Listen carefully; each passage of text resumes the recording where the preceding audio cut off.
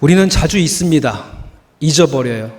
그게 때로는 우리에게 장점이 되기도 하면서 약한 점이 됩니다. 오늘 우리가 광복절 기념 예배로 드리는데 이 기념 예배 가운데도 잊혀짐이 있지요. 저 또한 광복절의 기쁨을 알지 못하는 세대입니다. 전쟁의 아픔을 모르는 세대이지요. 세대가 지날수록 그 기념일의 진정한 의미와 그 기쁨이 퇴색되어지는 게 사실입니다. 그래서 기념일을 만들어서 잊혀지지 않게끔 하는 것이 이 땅에서 또 우리가 행하는 일들 중에 하나입니다. 여러분들께서는 광복의 기쁨을 오늘 제대로 누리고 계시는지요? 그런데 우리의 삶에도 그때를 지나왔음에도 불구하고 잊어가는 게 우리의 연약한 인생이라는 겁니다. 저 또한 그렇습니다. 시간이 없을 때는 시간을 쪼개어서 어떻게든지 틈틈이 이 책 저 책 읽어보려고 하고, 시간이 많으면 꼭 저 책을 읽어보겠다, 마땅히 해야 할 것들을 계획에 세워놓습니다. 그런데 이상하게도요, 갑자기 시간이 확 많이 주어지게 되면 해야 할 것들은 안 하고 엉뚱한 것들을 하고 있는 저를 발견하게 되는 거예요. 이스라엘 백성들에게도 하나님이 자유를 주셨지요. 모세를 통하여서 어렵게 심지어 하나님의 능력과 기적을 선사하시면서 저 애굽에서 어렵게 이끌어냈는데 그 자유함의 은혜와 기쁨은 잊어버린 채 자유하게 냅둬뒀더니 금과 금을 녹여서 엉뚱하게도 금송아지 신상을 만들어 놓고 그 앞에서 춤추고 있는 백성들을 바라보게 되는 거지요. 오늘 우리가 광복의 기쁨을 누리면서 지나가는 이 시간, 그 기쁨과 자유의 의미를 누리기보다는 허탈한 것에 우리의 시간과 마음을 쏟고 있는 것을 보게 됩니다. 오늘 디모데후서 3장에 그 자유를 준 백성들이 무엇을 행하고 있는가? 사람들은 자기를 사랑하며 돈을 자랑하며 교만하며 비방하며 부모를 거역하며 무정하며 원통하며 풀지 아니하고 모함하며 절제하지 못하고 사나우며 선한 것을 좋아하지 아니하며 배신하며 조급하며 자만하며 쾌락을 사랑하기를 하나님 사랑하기보다 더하느니라. 하나님 사랑하여야 될 우리의 인생이 그 사랑함에 우리의 마음과 전력과 에너지를 쏟지 못하고 엉뚱한 것을 위해서 일하고 있는 우리를 보게 된다는 거지요. 수련회 가서 아이들이 피곤해하는 것 같아서 집회 시간에 졸까 봐, 얘들아 집회 시간에 졸지 말고 시간을 줄 테니까 좀 자. 그래서 재웠다가 방을 딱 열어봤더니 자지는 않고 다른 거 하고 있습니다. 신나게 베개 싸움하고요, 또 스마트폰하고 엉뚱한 걸 하고 있는 거예요. 자유를 주는 시간에 우리가 마땅히 해야 할 것이 있는데 그것을 하지 못하고 엉뚱한 것을 하는 것이 우리의 모습이라는 겁니다. 세상은 하나님을 사랑하지 못하고 엉뚱한 곳에 우리 마음과 시간을 빼앗기고 거기에 우리의 열정과 에너지를 쏟고 있는 모습을 무엇이라고 얘기하냐 하면 중독이라 얘기합니다. 중독. 여러분, 우리는 지금 어디에 시간과 마음을 빼앗기고 있는지요? 저희 교회 얘기가 아니라 언젠가 한 전도사님이 신방을 했습니다. 집회가 있으니 꼭 참여해서 은혜 받으세요. 그랬더니 우리 애 때문에 못 나갑니다. 그러시는 거예요. 애라니요? 권사님 언제 애가 있으셨어요? 아니, 우리 강아지요. 우리 강아지 저 없으면 안 돼요. 밥도 줘야 하고요, 돌봐줘야 되고 이따 산책도 시켜야 됩니다. 그래서 못 나가요. 하나님의 은혜에 붙들려야 되는데요, 엉뚱하고 사소한 일에 우리의 마음과 시간을 빼앗기고 있습니다. 지난날에 아이가 울으면 호랑 얘기하면서 곶감을 딱 주면서 우는 아이를 굳히게 했는데 이제는 곶감 대신에 뭘 주어주고 있습니까? 스마트폰 주어줍니다. 스마트폰 주면 울던 아이가 뚝 그치고 신나게 깨르르 웃으면서 거기에 있는 영상들을 봐요. 그런데 이게 또 심각한 부작용을 낳습니다.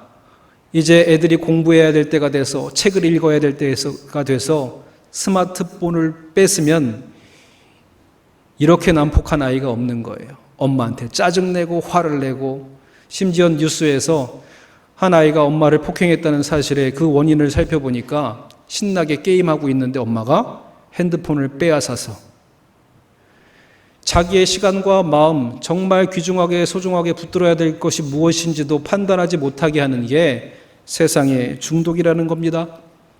또 언젠가는 제가 처음 광림교회에 부인해서 압구정에서 내리려고 하다가 깜빡 잠이 들었어요. 그런데 하나님이 기가 막힌 은혜를 주시는 게 참 희한하게 졸다가도 내릴 때가 되면 딱 뜨게 되지요. 눈을 딱 떴는데 좌우에 미라가 두 사람이 앉아 있는 거예요. 얼굴에 붕대를 메고 있는 두 여인이 선글라스를 끼고 저를 쳐다본 것이죠. 얼마나 놀랐는지 알고 봤더니 어디에 온 거예요? 저는 교회에 면접 보러 갈 때에 이 사람들은 성형외과에서 붕대를 풀러 찾아온 것입니다. 그리고 한 강사 목사님이 우리 광림교회에 와서 말씀 전하시기 시작하기 전에 이런 얘기 하시는 거예요. 제가 압구정에 와서 분명히 역에서 내려서 올 때 한 사람을 봤는데 지나가다가 똑같은 사람을 또 만났습니다. 이게 왜 그런 걸까요? 같은 곳에서 성형한 사람들을 만나는 겁니다. 이게 이 시대의 폐해지요. 그리고 많은 사람들이 짧은 시간에 기쁨을 누리기 위해서 하루를 살아갑니다. 지금 시대에 안타깝게도 각종 유혹과 쾌락과 짧은 만족을 다양한 위험 요소 속으로 우리가 빠져들고 있지요. 그런데 이 모습이 오늘 디모데후서 3장의 말세 때에 이른 모습과 참으로 유사합니다. 중세 신학자인 토마스 아퀴나스가 이런 의미 있는 말을 합니다. 사람은 기쁨 없이 살 수가 없습니다. 그래서 진정한 영적인 기쁨을 누리지 못한 사람은 오늘날에 때론 또 다른 기쁨을 누리기 위해서 오늘도 매일같이 헤매이고 세속적인 쾌락에 중독되어서 살아간다라는 겁니다. 여러분, 무엇의 시간을, 무엇의 마음을 두고 있는지요? 세계에서 나라의 마약의 유통을 알아볼 수 있는 한 가지 방법으로 하수종말 처리장의 마약의 농도를 측정하면 그 나라의 마약이 얼마나 유통되고 있는지 대략의 파악을 할 수 있다는 거죠. 그런데 언젠가 우리나라의 하수종말 처리장의 마약의 농도를 측정해 봤는데 가히 상상을 상회하고 넘어서고 있습니다. 그게 뉴스의 현장 가운데도 나타나고 있지요. 멀쩡한 사람이 갑자기 사고를 내면 보통 경찰관들은 예전에는 음주를 의심했습니다. 그런데 이제 항목이 더 늘어났지요. 뭐를 더 의심합니까? 음주 측정과 더불어서 마약을 복용했는지 그것까지 검사의 항목이 늘어났다는 거예요. 세상의 사람들에게 자유를 주셨는데 자유가 있기 이전에는 많은 사람들이 나라의 독립과 전지주의자이신 하나님의 권능의 손길에 의지해서 두 손을 붙들고 함께 기도하는 일에 마음과 열정을 쏟았더니 하나님이 그 자유를 주시니까 이후에 엉뚱한 것에 마음을 쏟고 있는 우리를 발견하게 되는 것입니다. 여러분, 중독으로 인하여서 이런 나쁜 안 좋은 일들이 우리의 삶에 비일비재에 일어나게 된다면 저는 새로운 것을 제안하고자 합니다. 하나님의 은혜에 우리가 거룩한 일에 중독되는 삶으로 바꾸어 보자는 겁니다. 복음적인 시각에서 중독을 정의하자면 중독이란 하나님보다 물질, 하나님보다 세상의 일, 하나님보다 나의 권력과 유의를 더 기뻐하며 사랑한 것을 말하지요. 이제 우리가 그것을 바꾸어서 하나님을 사랑하는 일에, 하나님의 은혜에 빠져드는 일에 우리의 마음과 열정을 쏟아보자 하는 것입니다. 세상에 빠져버린 중독의 병적인 현상들이 나타난다면 스마트폰을 보고 열심히 일한 사람들에게 거북목 증후군이나 손목 터널 증후군 같은 질병이 나타난다면 우리가 하나님의 은혜에 빠져들 때는 어떤 놀라운 일이 일어나는가?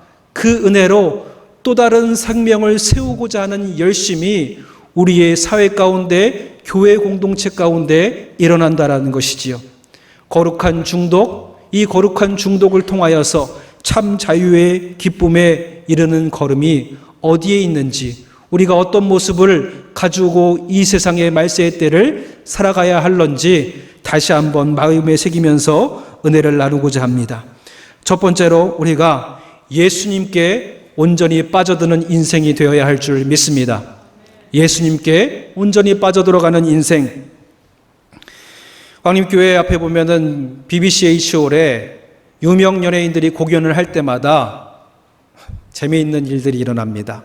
거기 오는 연예인들을 만나기 위해서 심지어 바닥에다가 몇 날 몇 시 누구누구 여기 자리 맡았음, 그리고 의자까지 세워두고 그 연예인 잠시 잠깐 주차장에 들어오는 시간, 빠져나가는 시간 얼굴 보기 위해서 몰려드는 청소년뿐만 아니라 보기에는 나이 지긋한 어르신들도 거기에 함께 있는 것을 보게 됩니다.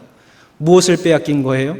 마음을 빼앗긴 겁니다. 마음을 빼앗기니까요, 조금이라도 짧은 시간이라도 만나고 마주하길 원하고요, 그리고 그의 모습을 닮아가고자 때로는 그 연예인들의 모습처럼 치장하고 나타나기도 합니다.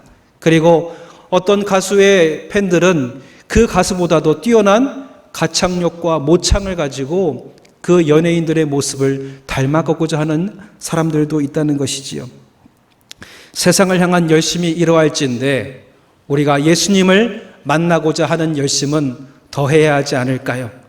주님을 만나는 이 시간이 비록 30분일지라도, 하나님을 만나는 시간은 30분 1시간인데 교회를 나오는 시간이 2시간이 걸릴지라도 주님을 만나고자 하는 열심이 우리 안에 있어야 할 줄 믿습니다. 그것이 더욱더 귀한 가치이기 때문이지요. 하나님의 말씀은 우리의 삶을 조각해 나가고 바꾸어 나가십니다. 우리가 아는 천재조각가 미켈란젤로의 생전에 42가지 작품을 기획했다고 합니다. 그런데 그가 죽을 때에는 14개의 작품만 남겨놓고 세상을 떠나가게 되지요. 그래서 그의 작품 중에는 팔만, 그리고 하반신만, 그리고 얼굴의 일부분만 남겨진 채 조각이 완성되지 못한 작품들이 남겨져 있습니다. 그 작품들을 보게 되면은 만약에 이 작품이 완성되었더라면 저 다비드상 같이 육체에 생동력 있는 근육과 살아 숨쉬는 모습을 여기에 담겨내지 않았을까 하는 기대를 품어보게 되는 거지요. 하나님은 우리를 빚어가시는 분이십니다. 하나님은 말씀으로 우리를 조각해 나가시는 분이지요. 그 말씀이 우리의 삶에 닿을 때에야 비로소 우리의 삶은 조각되기 시작합니다. 아름다운 모습으로, 또 하나님의 원래의 형상대로. 그러기 위해서 우리가 행해야 할 것, 하나님을 향한, 하나님을 마주하기 위한 걸음을 내딛어야 한다는 것이지요. 혹시 이곳에 부모님의 손에 억지로 이끌림 받아 온 사람들이 있는지 모르겠습니다. 내가 굳이 여기에 왜 나왔는지.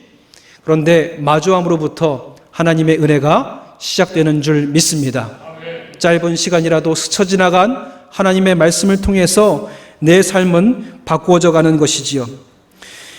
그래서 우리는 하나님의 마음을 알게 됩니다. 하나님과 공감하게 되는 거지요. 공감이라는 다큐멘터리에서 갓난아기 아기의 공감 능력을 다루었습니다. 예를 들어서 한 아이가 울면은요, 동시에 인큐베이터에 있는 모든 아기들이 같이 우는 거예요. 그 울음을 통해서 마음을 공감하고 함께 웁니다. 그리고 아이가 조금 더 자라나면 어머니의 또 아버지의 표정을 따라합니다. 어머니가 웃으면 함께 웃고, 어머니가 울면 함께 울고, 또 어머니가 행동하고 손가락질 할 때마다 그 손가락질을 함께 따라하면서 움직이는 아이의 공감의 능력이 나타나는 것을 보게 될 때에 우리도 성도들로서 하나님을 마주하며 하나님의 마음에 일치할 수 있도록 공감하는 마음의 곁을 내어두어야 할 줄 믿습니다. 하나님을 만나고 그 마음에 공감할 때에 우리는 잃어버린 하나님의 형상을 조금씩 회복하고 닮아가게 되는 거지요. 언젠가 담임 목사님에게도 그랬지만 저의 인생에도 그랬습니다. 많은 아들들이, 많은 딸들이 성장해서 부모님에게 온 전화를 받으면 깜짝 놀라지요. 어쩜 목소리가 아빠랑 똑같니? 어쩜 목소리가 엄마랑 그렇게 똑같니? 우리는 모르게요, 매일 마주하는 부모님의 모습을 통해서 닮아가고 있습니다. 우리의 몸짓과 표정도, 우리의 목소리도. 우리가 주님을 닮아가고자 한다면 우리의 삶의 시간을 누구에게요? 하나님께 할애할 때에 잃어버린 그 형상을 회복할 수 있는 은혜가 우리에게 허락되고, 나도 알지 못하는 그때에 하나님의 삶의 인생의 모습이 우리의 삶에 드러나게 되는 줄 믿습니다. 그런데 하나님은 볼 수가 없지요. 한 번도 그분을 만나고 경험한 사람이 없습니다. 그런데 누구를 통해서 하나님을 만나고 누구를 통해서 경험하게 해주셨습니까? 이 땅에 우리에게 허락하신 예수 그리스도를 통해서 주님을 마주하고 대면할 수 있는 은혜를 우리에게 주신 줄 믿습니다. 그 예수님의 행적이 말씀에 기록되어 있지요. 그 말씀을 마주할 때 우리에게 어떠한 놀라운 은혜가 일어나는가? 디모데전서 4장 5절에 이렇게 말씀하십니다. 하나님의 말씀과 기도로 우리가 거룩하여 지민이라. 아멘. 말씀을 마주하고 말씀 속에서 우리를 위해서 행하신 예수님의 모습을 마주하고 우리의 삶에 역사하신 하나님의 모습을 마주할 때에 그분과 같이 거룩하여지는 은혜를 우리가 누리게 된다는 것이지요. 그런데 주님을 닮아가는 모습이 우리에게는 때로는 어렵게 느껴지게 됩니다. 하나님을 사랑하는 일이 때로는 부담스럽게 느껴지게 됩니다. 무엇부터 행해야 될지 알지도 못하는 순간들이 우리에게 찾아오기도 하지요. 그런데 주님을 생각하고 주님을 마음에 품으면 자연스럽게 그분을 모방하게 된다는 것입니다. 언젠가 한 청년이 오랫동안 장롱 면허였던 이 면허를 다시금 쓸 수 있게끔 하기 위해서 운전 연수를 받는데 개인 연수를 받기로 했어요. 그래서 인터넷에 강사를 딱 실력 있는 강사, 별점 높은 강사를 섭외해서 전화통화를 하고 만나기로 했습니다. 딱 만났는데 전화를 들고 저 사람만은 아니겠지, 저 사람만은 아니었으면 하면서 통화를 하고 있는데 저쪽 곁에 역 앞에 팔목에는 금팔찌, 목에는 금목걸이를 걸고 팔목에는 용문신이 그려져 있는 한 사내가 있는 거예요. 저 사람은 아니기를 바라면서 전화를 듣고 혹시 강사님인가요? 했는데 그분이 강사인 거예요. 어떻게 하면 좋지? 도망가야 할까? 나는 아니라고 그럴까? 그렇게 생각이 끝나기도 전에 이미 그 사람의 손에 이끌려서 차의 운전석에 앉았습니다. 그리고 나서 그 강사가 이렇게 얘기하는 거예요. 운전의 기본은 운전에 잘하는 사람들의 모습을 그대로 쫓아하는 거야. 시작부터 반말로 찌끄려대면서 얘기하는 거예요. 너무 놀란 나머지 아무런 저항도 못한 채 따라합니다. 일단 이 껌 씹어. 네? 그래서 껌을 막 씹었어요. 그랬더니 창문 내려? 네. 창문 내리고 팔 걸쳐? 네. 그리고 한 손으로 운전대 잡아. 출발. 다 된 거야. 그런데요, 묘한 기분이 들기 시작하는 거예요. 한 손을 팔에 걸치고 열려진 창문으로 바람을 느끼면서 악셀레이터를 쫙 밟고 나가는데 껌을 짝짝 씹으면서 그동안 운전 못하는 나를 향해서 욕지거리했던 저 사람들을 바라보는데 왠지 모를 자신감이 쫙 솟구쳐 오르더랍니다. 나 이렇게 운전하는 사람이야. 자신 있게 옆을 바라보면서 앞을 향해 달아갈 수 있는 여유가 생기더라는 거지요. 신기하게 운전자라는 사람의 모습을 모방하는 것부터 삶의 모습이 바뀌기 시작하더라는 겁니다. 예수님께서는 그분의 모습을 우리에게 보여주셨습니다. 친히 말씀하신 이후에 그 말씀대로 행하심을 우리에게 보여주셨지요. 두루 살피시며 고치시며 전하고 가르치신 역사. 그분을 따르던 제자들은 글로 공부한 것이 아니라 예수님의 모습을 그대로 따라하면서 예수님이 이제 승천하신 이후에도 그들의 제자들의 모습에서 누구를 발견하게 됩니까? 예수님의 모습을 발견하게 되는 것입니다. 오늘 비록 우리는 연약할지라도 말씀 속에 나타나신 예수 그리스도의 행적을 조금씩 따르며 모방할 때에 하나님께서 이 땅에 세워가신 원래의 형상과 도덕적인 형상이 회복되어가는 은혜가 우리 안에 있게 될 줄 믿습니다. 삶에 불필요했던 모습들, 좌우의 날성공과 같은 하나님의 말씀이 우리의 죄된 영혼에 임할 때에 불필요한 것들은 제하여지고 하나님을 향한 사랑만이 우리의 안에 남을 때에 저 피에타와 같은 미켈란젤로의 아름다운 조각상처럼 우리는 하나님의 은혜 가운데 이 땅에 다시금 새겨지게 되는 주님의 은혜가 우리 가운데 있게 될 줄 믿습니다. 아멘. 여러분, 우리를 향한 나의 모습, 하나님께서 원래 이 땅 가운데 세우신 작품과 같은 원래 우리의 모습이 궁금하지 않으신지요?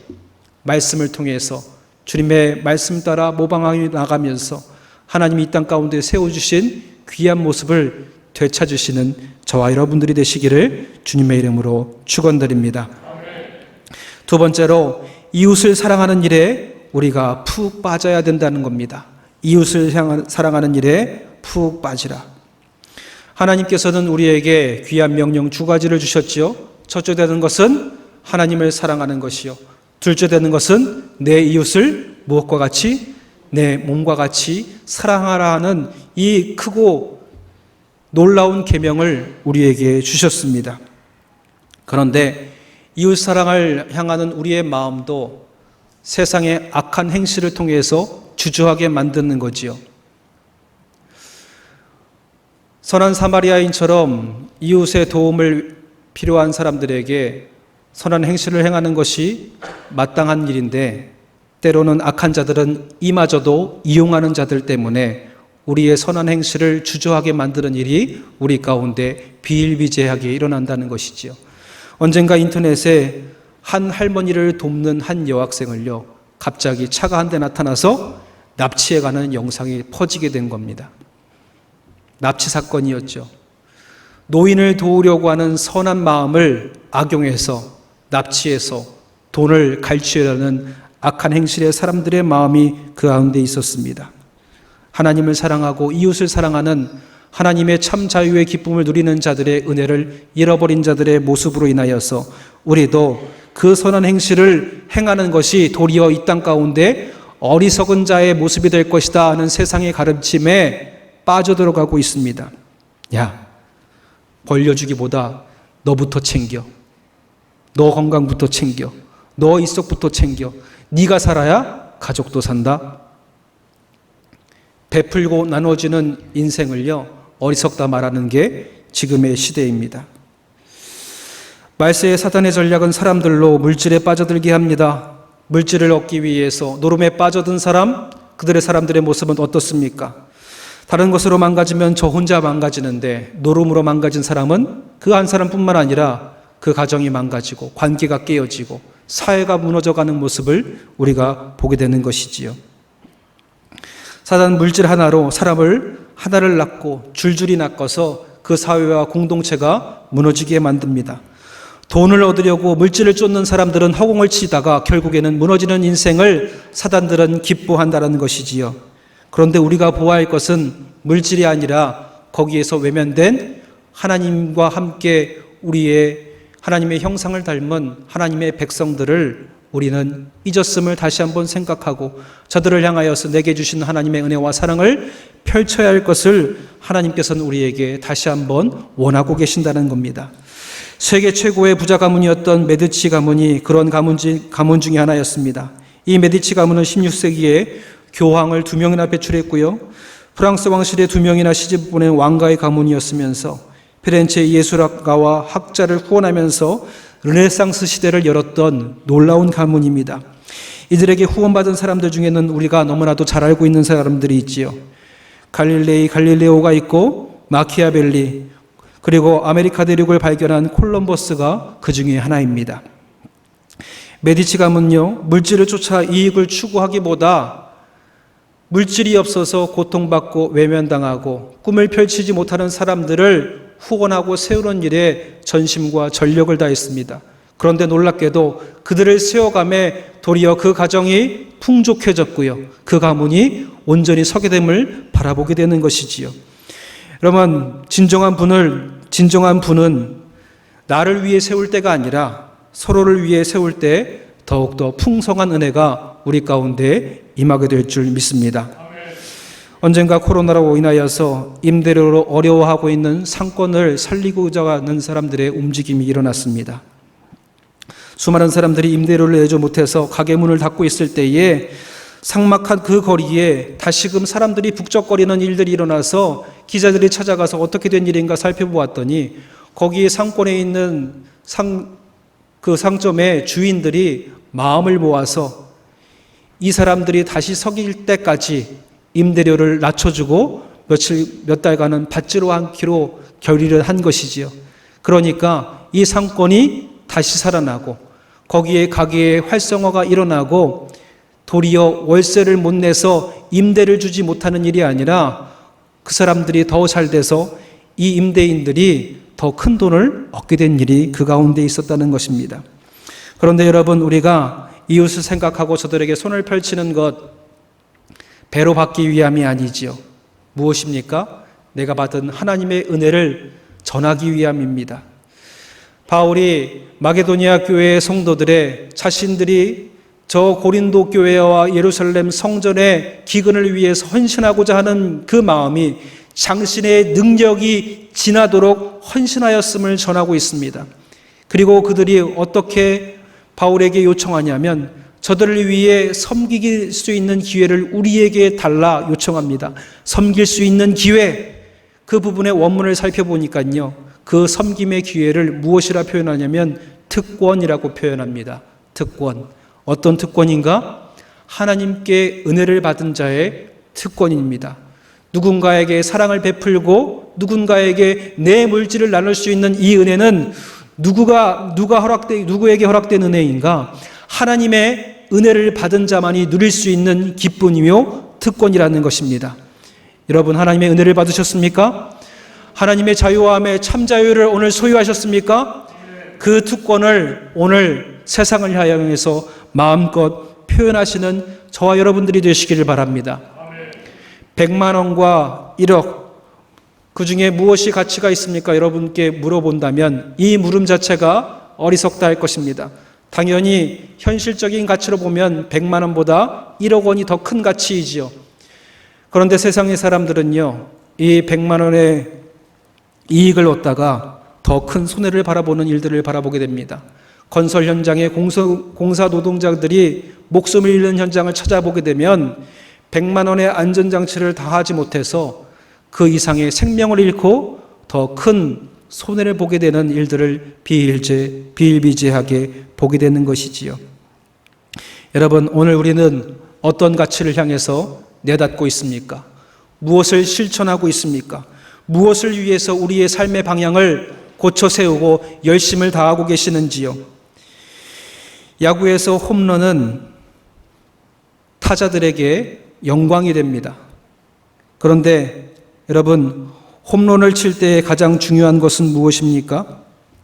타자의 배팅의 속도, 엉덩이의 근육, 그 모든 것이 아니라 그 공의 방향이지요. 올바른 방향을 향해 달려나아갔을 때에 하나님께서는 그 걸음을 기뻐하십니다. 저가 하나님을 믿는 자들의 삶 중에 홈런과 같은 인생을 되길 바라기로 하나님은 우리의 삶에 주님을 따라 베풀며 섬기며 나아가기를 원하시는 거지요. 그 은혜를 함께 하시며 나아가시는 저와 여러분들이 되시기를 바랍니다. 언젠가 한 소년이 방문 판매를 하던 중에 너무나 배가 고팠습니다. 수중에 돈이 없는 거예요. 그래서 염치불구하고 물배라도 채우기 위해서 한 집의 문을 두들겼습니다. 그 집의 문을 두들겼더니 자기 또래의 한 소녀가 나오는 겁니다. 그래서 염치불구하고 부탁했어요. 너무 배가 고파서 그러니 물이라도 한 잔이라도 줄 수 있겠느냐. 그랬더니 이 소녀가 잠깐 들어갔다 나오면서 물이 아니라 우유와 빵을 건네면서 이 소년에게 주는 겁니다. 나는 이걸 지불할 돈이 없습니다. 그랬더니 우리 어머니가 이런 거는 베푸는 거라고 했어요. 이 우유와 빵 마음껏 먹어도 좋습니다. 그래서 거기에서 이 소년이요, 정말 맛있게 먹고 이 은혜를 잊지 않겠다라는 마음을 가슴에 새겼어요. 그리고 수십 년이 지나서 이 소년이 의사가 되었을 때에 한 소녀가 찾아왔습니다. 그 소녀의 질병은 그 시대에 흔치 않는 질병이었는데 질병을 치료하고 나니까는 천문학적인 영수증이 청구가 된 거예요. 근데 그 영수증에다가 이렇게 적어줍니다. 그때 우유 한 잔으로 다 지불되었음. 이 이야기는요, 존스 홉킨스 대학의 설립자인 하워드 켈리 박사의 이야기입니다. 자기를 위해서 내어주었던 우유 한 잔, 그걸 기억하면서 있다가 어느 날 자기가 마음속에 새겼던 그 소녀가 어른이 되어서 질병을 가지고 찾아왔을 때에 그 은혜를 다시금 베풀어 주면서 은혜를 갚았던 이 일, 하나님의 사랑과 은혜가 우리나라 가운데 충만하여질 때에 또 누군가를 자유케 하는 은혜가 우리의 삶에 계속되어서 이어지게 될 줄 믿습니다. 우리나라가 일제의 압제 속에서 속박당하는 그때에 우리 사람들은 지나가는 행인들을 외면치 않죠. 굶주린 자들에게 항상 인사로 물었습니다. 밥은 먹었는가?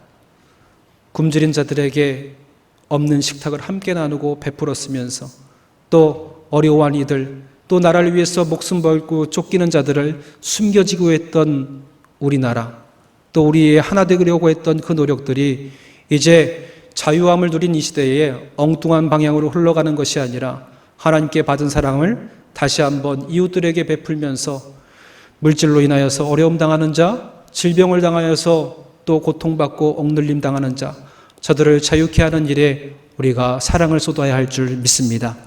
그 사랑으로 우리 모두가 더불어 죄 가운데 자유함을 얻고 질병 가운데 사랑의 손길로 은혜를 입는 귀한 공동체로 세워져 가시는 저 여러분들이 되시기를 주님의 이름으로 축원드립니다. 마지막으로 우리 모두가 말씀에 푹 빠져야 됩니다. 하나님의 말씀에 푹 빠져야 됩니다. 사람들은 인생을 여행에 비유하기도 합니다. 여행을 하면서 다양한 사람을 만나고 좋고 나쁜 경험을 하고 때로는 길을 잃고 방황하다가 한 귀인을 만나서 기대하지 못했던 관광지를 경험하고 기쁨을 누리게 되는 은혜가 우리의 삶 가운데도 있기 때문이지요. 크리스천에게 이런 뜻하지 않는 기쁨이 되는 나침반과 같은 동역자와 배우자, 우리는 때로는 말씀 가운데서 그 은혜를 누리게 됩니다. 길을 잃고 방황할 때에 하나님의 말씀 한 줄기가 우리의 잃어버린 삶의 방향을 다시 한번 고쳐 세우고 또 절망했던 우리의 마음을 다시 일으켜서 새로운 길을 걷게 하는 것이 하나님의 말씀이었음을 고백합니다. 그럴 것이 성경은 수많은 역사에 대해 많은 사람의 삶을 바꾸었고요. 또 그들의 삶을 돌이켜서 하나님의 은혜 가운데 기쁨을 누리게 했습니다. 그래서 여전히 많은 책들 가운데 가장 많이 팔린 책이 성경이면서도 그리고 여전히 읽혀지지 못한 책이 바로 이 성경이라는 겁니다. 여러분, 이 말씀의 향연 가운데 젖어드시기를 주님의 이름으로 축원드립니다. 예전에 중학생들의 책을 보면요, 중고등학생들의 책 중에 수학의 정석이 있습니다. 수학의 정석의 책들을 갖고 다니는 친구들의 그 문제집을 보면 다른 데는 다 하얀데요, 집합 제1장 부분 새까매요. 뭡니까? 다 첫 번째 도전에서는 열심히 도전하다가 거기에서 끝나는 거예요.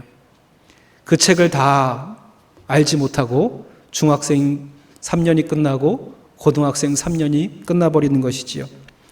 신앙의 연수가 중요하지 않습니다. 내가 주님을 만나고 교회 다닌 지 10년, 20년이 중요하지 않다라는 것이지요. 내가 이 말씀에 얼마나 많이 젖어들었는가, 내가 이 말씀에 얼마나 하나님을 자주 만났는가가 더욱더 중요하다라는 겁니다. 이 말씀을 읽어나갈 때에 우리가 삶의 방향을 잃은 순간 하나님께서 우리의 마음을, 우리의 삶을 고쳐주시고 옳은 길로 인도해 주신다는 거지요. 다윗이 왕권이 강화되고 세상에서 부러울 것이 없이 섰을 때에 그의 시선에 들어왔던 우리아의 아내, 그로 인하여서 죄를 범하게 되었을 때에 하나님은 먼저 말씀을 붙든 선지자를 보내어서 그의 삶의 걸음을 다시 한번 돌이키게 하십니다.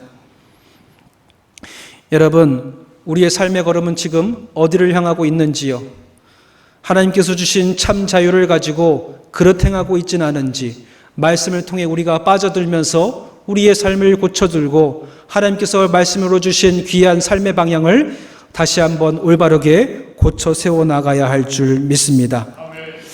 오늘 우리가 읽었던 디모데후서 3장의 후반부를 보면 하나님의 말씀에 대해서 이렇게 전합니다.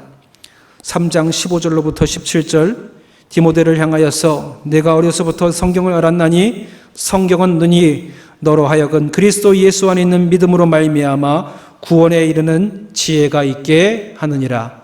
아멘. 우리는 항상 건짐을 받기 원합니다. 질병에서 건짐을 받기를 원하고요.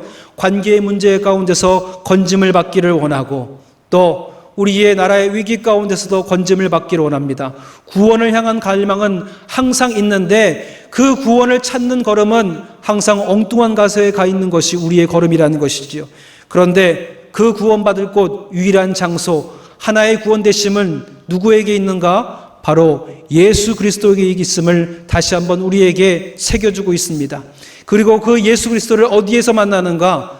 하나님께서 우리에게 주신 귀한 말씀을 통해서 만나게 됨을 다시 한번 디모데를 향하여서 또 이 말씀을 읽는 우리들을 향하여서 전하여 주고 있는 것이지요. 16절의 모든 성경은 하나님의 감동으로 된 것으로 교훈과 책망과 바르게 함과 위로 교육하기에 유익하니 이는 하나님의 사람으로 온전케 하며 모든 선한 일을 행하기에 온전케 하려 함이니라. 아멘. 하나님의 말씀을 읽을 때에 하나님의 교훈이 우리의 삶에 임하고요. 하나님의 책망이 임하고요. 그릇된 길을 올바른 길로 인도하여 주시는 내가 이 말씀 가운데 우리의 삶에 임하게 된다는 것입니다. 그리고 하나님의 말씀이 부족한 우리를 온전하게 세우시는 은혜가 여기에 있는 줄 믿습니다. 선한 일 무엇입니까? 선한 일, 토부의 창세기의 구원의 약서의 말씀을 보면 선한 것, 그 원어의 말씀을 보면 토부라고 되어 있습니다. 선한 것, 그 뜻을 다시 한번 다른 것으로 살펴보면 하나님이 기뻐하시는 일, 하나님이 천지를 창조하시고 심히 기뻐하셨더라. 그 말씀의 원어가 토부이고요, 선한 것입니다. 하나님이 기뻐하시는 귀한 사람으로 다시금 태어나고야 하는 하나님의 말씀의 능력이 오늘 우리에게 주어졌다라는 것이지요. 여러분, 이 말씀을 외면하지 마시기 바랍니다. 한 자라도 우리가 더 읽을 때에 그 구원의 능력이 온전케 하심의 은혜가 우리의 삶에 온전하게 주어지게 될 줄 믿습니다. 신명기 28장 1절에 하나님의 말씀에 좌로나 우로나 치우치지 아니하고 나아간 자들에게 어떤 은혜를 주시는가? 그 말씀대로 지켜 행하면 내 하나님 여호와께서 너를 세계의 모든 민족 가운데 뛰어나게 하실 것이라. 아멘. 하나님의 말씀을 붙들고 주를 위해서 행했던 우리 민족의 모든 소년들, 안중근의 자기의 일기 가운데 하늘의 주제이신 하나님을 섬기며 내 한 생명을 바쳐 이 땅을 위해 구원하신 예수 그리스도의 사랑에 힘입어 나아간다는 그의 고백 가운데 오늘 우리는 다시 한번 말씀의 광복절을 맞이하며 저 선진들의 목숨을 버리고 자신의 시간과 열정을 들여 우리에게 선사한 이 자유의 기쁨을 엉뚱한 일에 쓰는 것이 아니라 참 자유와 생명을 얻게 하고 하나님의 말씀으로 온전케 하는 일에 함께하며 쏟아가야 할 줄 믿습니다. 우리가 말씀에 빠질 때에 우리의 삶을 올바른 곳으로 나아가게 되고요. 새로운 삶의 은혜와 원동력과 힘과 에너지를 얻게 되는 것입니다. 다시 한번 여러분에게 묻습니다. 여러분은 삶의 에너지와 삶의 방향, 물질과 시간을 어디에 할애하고 계시는지요? 오늘 저녁에는 또 생명의 강에 은혜의 강수가 넘쳐 흐르는 마지막 집회의 시간이 우리에게 주어졌습니다. 여러분 저녁 시간 어디를 향하시겠습니까? 어디를 향하시겠습니까? 마음속으로 대답하신 줄 믿습니다. 근데 마음속으로만 대답하지 마시고 무엇으로? 입술로 고백해야 돼요. 오늘 어디에 저녁 시간에 있어야 되겠습니까? 하나님의 성전. 다시 한번 묻겠습니다. 오늘 저녁 시간 우리가 어디에 있어야 되겠습니까?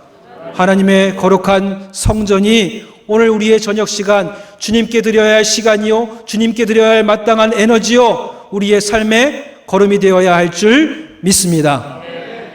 하나님께 내어드린 삶, 하나님께서 책임져 주십니다. 우리가 주님을 믿는다는 것은 우리의 삶을 내어드리는 것이고요. 내어드리는 것은 무엇이냐? 내 내어드린 삶을 하나님의 통치 가운데 내어 맡기는 겁니다.